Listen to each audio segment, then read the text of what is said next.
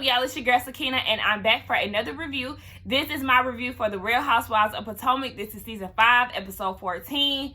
Y'all, when I tell y'all my camera is pissing me off today, I done restarted this damn review a good 4 times now, but hopefully this is the last time we have to do it. So yes, we're 14 weeks into this. It does not seem like we've been that far into it, but I guess so. Shit, it's week 14, but let's get into it because this episode really wasn't much. So the episode starts off with a montage of the girls. I don't even want to say a montage, but you can really see the girls doing whatever they're doing on their different sides of town. And we see that Monique is out passing out Not for Lazy Mom flyers with her kids. Her baby Milani was like, come to my mom's podcast, she's tired. And that shit had me so weak because it's like, girl, what? That's how you know that Monique said that she tired to her kids all the time. And then I was thinking too, like, Monique, you just had a podcast. Are you getting ready to do another one? On top of that, the podcast that you did, it was not a full house. So sis, you just spent all that money and it wasn't a sold out event. So yeah, I wouldn't be ready to do it again. But then we see Wendy. She's making phone calls trying to make sure that people in the area are registered to vote. I think we all are frustrated right now with all these political parties calling our phones, texting us, emailing us, trying to see if we voted. I voted already. Stop hitting me up. Like, I just instantly delete the message because I'm like, look here, I did my part. Leave me the hell alone. Y'all go bother somebody else. Election day is tomorrow, y'all, so please make sure y'all vote if y'all haven't done it already. Do the right thing, all right? Now, we see that Candace is at the house, and she's warming up, doing some vocals with her friend Cliff.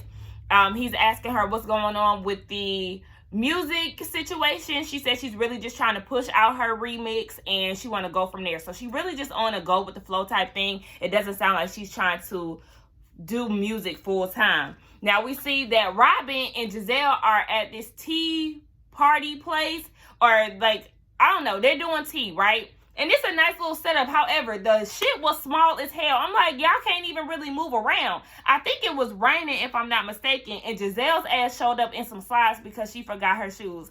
And that shit had me dying because that is so me. I did that shit before. I used to work at Steak and Shake, y'all. I was a waitress. And I used to have my shoes in the garage because, look, working in the restaurant, honey, no, my shoes will not be walking around this house. So I used to leave my work shoes in the garage, and I used to walk out with my slides on. And sometimes I would show up to work with my slides and without my damn non-slip. So I would have to take my ass back home to go pick up my shoes. So I was like, damn, that used to be me. But Karen gets there because they're wanting to talk to her about the whole Ray situation and the information that Gizelle got from Wendy. So she get there and they start talking about her situation with Ray. And they did a flashback about Gizelle and Wendy talking about the situation. And Wendy was like, oh, you're not going to tell Karen what I said, right? And Gizelle said, no. Lies. Hello, here she is right now, spilling the damn tea or whatever, going back to Karen with it. So, Karen said that, or Gizelle said that Karen is obviously stressed out and she wanted her money back. And Karen was like, I ain't say I wanted my money back. That was a reach. That was not a reach, sis, because you definitely said that, and Bravo provided us with the flashback. You definitely said that. I don't know if she's trying to save face or what, but since you was drunk and you told the truth. And, Karen says that she doesn't think that it's cool for Wendy to tell Gizelle her business, but I feel like y'all were not in an intimate setting as you would like to think y'all were. It was 4 people around. Y'all said it on TV. It's not like you and Wendy are super cool like that anyway. You spoke your truth and it was what it was. Ray is going to hear it anyway. I mean, he might not because he don't watch the show, but I'm sure he's going to see it on the reunion. So, sis, I don't know what you expected out of that, but it wasn't a secret once you told half of the damn group. But when Karen had started mocking Wendy coming down the steps, that shit was so funny. She said, baby, that's when I knew that I was in trouble. But she was also talking about how Wendy was ignorant and how she's not a doctor and all of this. Well, not like a medical doctor, because remember, Karen seems to think that Monique got some type of mental issue or medical issue that she waiting on the lab results to come back for. Like, girl, please. Ain't nothing wrong with Monique. Like I said, the bitch just like to fight. Speaking of Wendy, we see her down at the house with my favorite kids on this show, and she's getting ready for them to go to school. Now, it's supposed to be picture day and all of this, so they posing and shit. You know, I just love how she interact with her kids, like I always say. But she was talking about education, like she lets them, I think she said they do affirmations or something like that. And then she got into the topic of what Karen said, calling her ignorant. Of course, she feels some type of way about that because she got 4 degrees, honey. So ain't no stupidness there. She said she take her education very serious, and it was very hurtful for Karen to say that she was ignorant. Now, Wendy, let's not do that.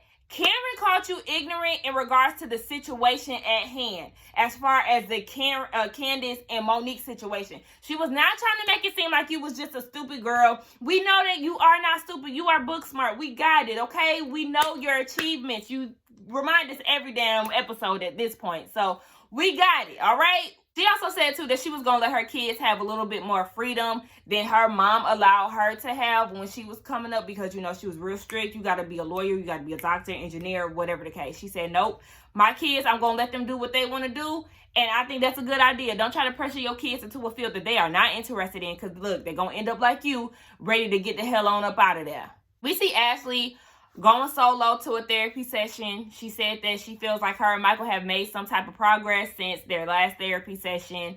And she said that they both are really unhappy. Ashley is unhappy overall. She does not feel sexy. She said that she feels like her body is a utility for Dean. So when Michael touches her, she's like, this body is for Dean. And she does not like that. She said that she really feels like she's going through it. And then she did a postpartum assessment, and that's when she came to realization that, yeah, you might have postpartum, in which we already felt like she was going through that.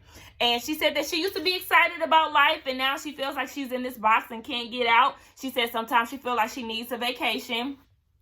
Ding, ding, ding, the cash trip. Of course, the therapist was like, well, maybe you should do that. Yeah, that was a perfect segue for y'all to introduce this cash trip. Y'all ain't slick. So we see that they gonna introduce that later. We see that Candace is down at, what's his name, Chuck D? I don't know. His name is Chuck, okay? She's down there with him and his director. And the director was fine. I was like, hey. I couldn't remember his name. I just remember he was the director. But they listening to Candace single, and she likes what she hears. Next thing you know, Chucky asked her to sign to his label. And she was like, what? Are you kidding me? Are you serious? Girl, he dead serious. She also shares with us that back in high school, she was a part of a girl group, and she was offered a deal. But the entertainment lawyer was like, do not sign this contract because this is some bullshit. So she kind of just put that dream away on the shelf somewhere. But my thing is don't get too hyped now because Mr. Chuck, you don't know what that contract look like. So y'all can toast it up for now, but you also need to take that contract to your entertainment lawyer to see what that's looking like. Then we see Gizelle. I'm going all in order. I really meant to switch this up, but whatever. We see that Gizelle is outside of her house, you know, the construction zone. She getting her garage put together, and Ashley pulls up. Ashley and who? Dean. Giselle didn't even know that he was coming. Girl, don't do that. Start telling people that you bringing your son. Don't just show up with that baby. And why would you show up to Giselle's house, which is under construction? Like, girl, no. Leave his ass at home or have Gizelle come to your house. I don't know. Y'all know how I feel about Baby Dean popping up everywhere. But anyway, they go in the house. And I did like Giselle's kitchen and her dining room.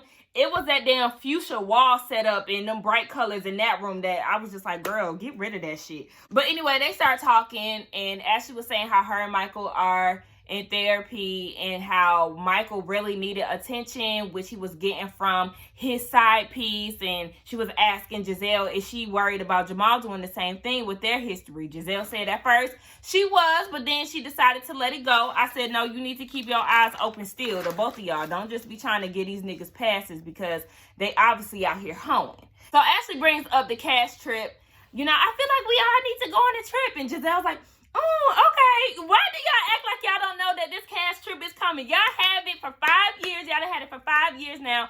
All the franchises have a cash trip. I need y'all to stop acting so surprised when y'all get introduced to going on vacation, okay? But Gizelle was like, okay, well, who's coming to this event? Who's coming on this trip? Is Monique coming? Yes, Ashley wants to invite Monique, but Gizelle was like, no, like, none of us really rock with her. And Ashley was like, I mean, but she'll never do it again.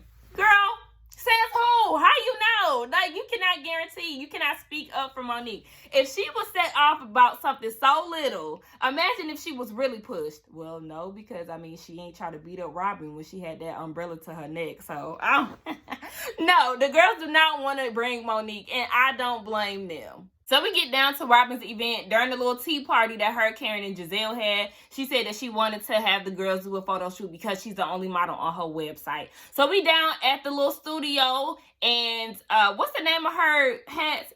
Embellished. Gizelle called it embezzled at the tea party. That shit was funny to me.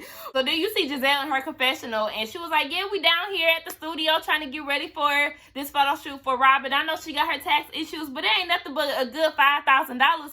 And the producer was like, no, sis, it's definitely $90K. And she was like, oh, for real? Oh, shit. Well, baby, she is in debt, okay? Fuck that.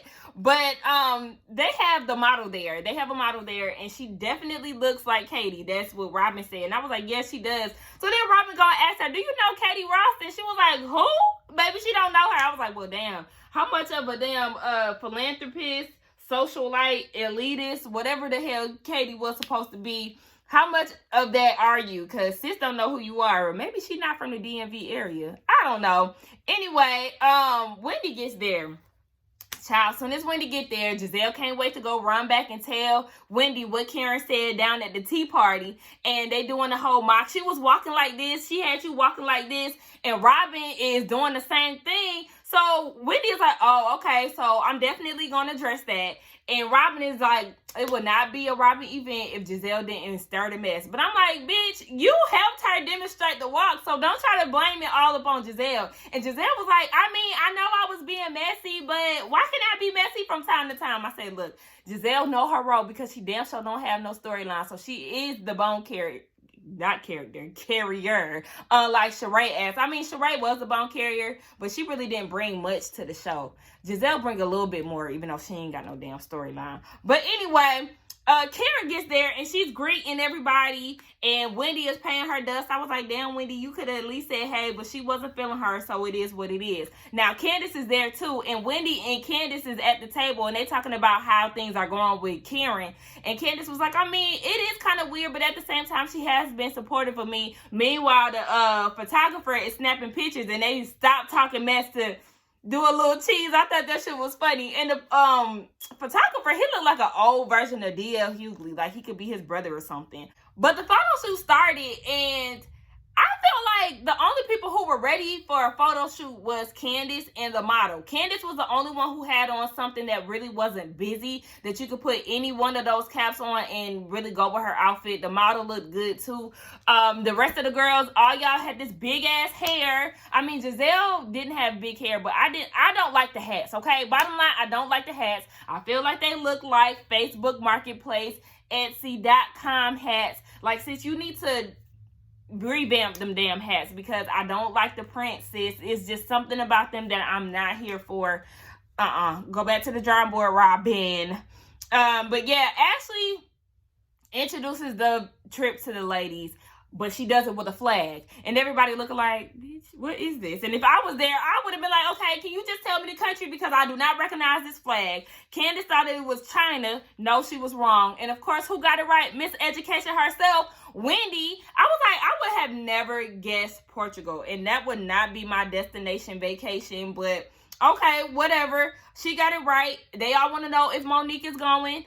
Ashley decided not to invite her because it is going to be a little awkward. A lot of the girls don't want her to go with the exception of Ashley and Karen. So, of course, it would be weird. So, nope, she's not coming. But Wendy is like, all right, now that we got this vacation going on, I want to clear the air. Karen, come to the stage, please. I need to address you. And Karen was like, why would I even be surprised? What's up? And she was like, I heard you was coming for my degrees, but you ain't got none. I said, ooh, okay. I was like, all right, so we coming in full force, I see. And she was like, I'm not one to brag about degrees. Wendy, girl, bitch, why are you lying? Bravo did the flashback, honey. You done brought up them degrees every chance that you get. Anytime you can slide in them degrees, you're bringing them up. Don't nobody want to hear all that shit. So Karen had to get her together. She said, she also said too, like, you're a woman who likes to talk about women's empowerment. Well, I need you to lift me up and congratulate me about my degrees. Let me say one thing about these degrees, right? Or no, not the degrees, women's empowerment. I'm not one of those girls who say or claim to be a feminist or about women's empowerment. Yes, if I see my black queens doing their thing, then, you know, I'm supporting it. But I'm also a person who talks shit about women, men, not really much so children. I don't like to talk shit about children. But, you know, I talk my shit. It don't matter. Damn, my dad called me fucking up my whole vibe. But anyway, yes, I'm going to talk my shit. So I don't feel the need to be trying to say women's empowerment. I'm a feminist because the moment that you talk about somebody, they're going to throw it in your face, just like Wendy did. Oh, you all about women's empowerment, but you talking shit about me. I don't claim none of that. But Karen had to get her together like, look, just because I don't have no degree, that does not mean that I'm not successful. It's a lot of people out here who are successful without degrees. Preach, and vice versa. There's a lot of people with degrees who are not successful because they can't find a job in their field or they're not making enough money to sustain their lifestyle. So you can't really talk shit about that, Wendy. I mean, congratulations to you and Eddie for getting 4 degrees and doing the damn thing. I think it's amazing. And I also think that it's amazing to make something out of nothing when you don't have a degree, because that's what America tries to make you think, that you can't be anything in this world if you do not have a degree. And that's not always the case. Karen said in her confessional, I'm going to forgive Wendy, and I'm going to place the blame on Gizelle, because Gizelle's the one who started all this shit, going back, trying to be messy, and when she does that, I equate her to going through man drama. I think she's going through something with Jamal, and she just acting out. So, Wendy, you're forgiven. Giselle, I got my eye on you. So then Karen shows Wendy. She was like, let me show you what I did. So she said, you walked downstairs, and you was like that, and she started walking. She started walking like how Wendy was. And Wendy was mad at first, but then Robyn, Ashley, Karen, and Gizelle, they all started walking out of the studio the same way that Wendy had came down the stairs. And Wendy couldn't do nothing but laugh because the shit was funny. But she was like, all right, well, y'all slither y'all asses on down in Portugal. Now, there is something that I do want to address, because I've been seeing in the comments a lot of people saying that Wendy wants to take Monique's spot. So I recorded myself because I wanted to make a point to say this in this video, but I don't feel like saying it again. I'll just play what I said, and then we just gonna go from there. So listen, I don't feel like Wendy is trying to take Monique's spot. Remember, we're the same ones who say things like first impressions are important. Granted, that is not their first time meeting, but they are still on the getting to know each other basis. So Wendy is still trying to figure or feel Monique out. Now, when they all showed up to Karen's house, Wendy was still receptive of Monique. She just wanted Monique to take accountability for her actions, in which Monique did not do. She kept trying to place blame on Candace and tried to find different reasons to bring it back to why she was provoked or whatever the case was. Now, remember, before Monique got there, she said something about basically she just wants to hear her take accountability. Monique failed to do that. Even when Monique invited Wendy, Wendy said in her confessional, I want to support her, but I see the way that you handle things. And I think, because people keep saying, well, you gotta show me. Wait, people keep saying this don't got nothing to do with Wendy. They don't have nothing to do with Wendy, but at the same time, she might not like Monique's personality or how she deals with conflict. So that can make somebody turned off and not really want to rock with you, because I see how you get down and how you handle things when shit gets rough. So I don't feel like Wendy wants to take Monique's spot. For what? Monique is not the HBIC of the Potomac franchise. I feel like it's Karen. Karen is the top dog. And like it or not, I say Gizelle, and that's just because Gizelle is that mean girl that everybody, including Monique, wanted to befriend. So Wendy ain't trying to come for Monique's spot. For what? Wendy is already established. She came on this show with 2 jobs, a house, wealth, and family. Everything that Monique has, so does Wendy. So what would Wendy gain from trying to get Monique off the show? Boom. There you have it. Okay, I feel like I perfectly explained it the first time, so there was no need for me to try to recreate what I said. So, yeah, y'all need to stop trying to make shit up, because she does not want Monique's spot. There is enough room for all of them, so cut it out. Now, speaking of Monique, we see that she hit Candace with a lawsuit as well. And Candace is pissed off because she's like, hold on, wait a minute. I know she ain't trying to countersue. Like, this is some bullshit. Her Chris is trying to calm her down. Like, we already knew that this was gonna happen. You need to calm down. She was like, nah, this rusty bitch is trying to listen to her dumbass lawyer and her hood rat friends. And I was like, ooh, okay, hood rat friends. And then Candace said that Monique is very arrogant and a sociopath for trying to feel like she has a case against Candace. And I'm like, you're absolutely right, because truth be told, Monique, what the hell are you going to tell the judge? So Monique said in her confessional, there were two people that were in this fight. But nothing Candace said was damaging to you. You're the one who started the fight. So what you gonna tell the judge? Like, oh, she told me to drag her, so I did. Or, she was saying that I was asleep, so I wanted to fight her. Girl, you know how dumb you gonna sound? I mean, we know that the case got dropped or whatever, but Monique, yeah, you sound dumb as fuck. Like, girl, let it the fuck go. The charges is dropped anyway. But yeah, y'all, that was my opinion on the episode. Y'all let me know what y'all thought about Monique countersuing, and let me know what y'all think about my opinion on Wendy coming for Monique's spot and all this other shit that y'all was talking about. But anyway, don't forget to like, comment, and subscribe to my channel. And I will see y'all in the next one. Bye.